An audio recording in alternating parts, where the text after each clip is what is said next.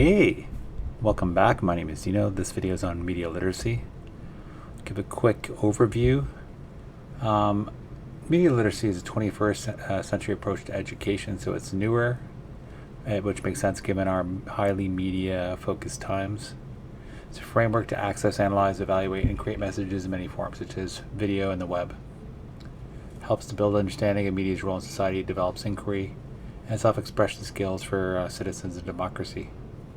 From this overview, it's media literacy is an educational approach that helps to build skills and societal understanding of media.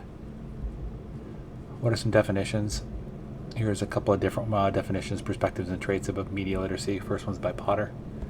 Media literacy is a perspective from which we expose ourselves to the media, interpret the meanings of the messages we encounter, because they can be varied, these meanings, and the way that they're packed. It's an understanding the mass communication process through the development of critical thinking tools that enable a person to become more engaged as a citizen, more discerning as a consumer of mass media products. So it helps people become better and more informed citizens.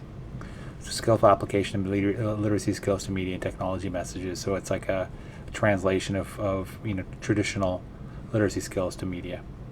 From this, there's some diverse perspectives on media and communication. What are some of the core concepts of media literacy? Here are 5 of them. All media messages are constructed, which seems pretty clear for those of you who are media producers or sophisticated media consumers. 2, media messages are constructed using creative language with its own rules. Every type of message in media has its own grammar and syntax in terms of the way that it communicates. You'd have print articles are different than radio messages that are different than television. Different people experience the same message differently because of our different background experiences, our different media literacy levels, etc. Media have embedded values and points of view that are encoded in them.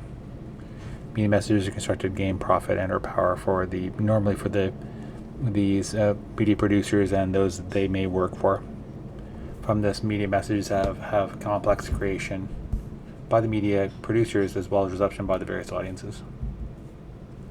There's a continuum of media literacy from low to high as well as multidimensional.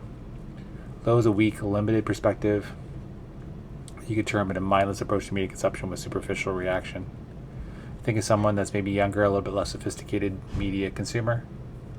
A high in the media literacy continuum as someone who's highly developed perspective and is active consumer. They have a mindful approach to media consumption with critical reaction. For example, they may have a broad media consumption diet.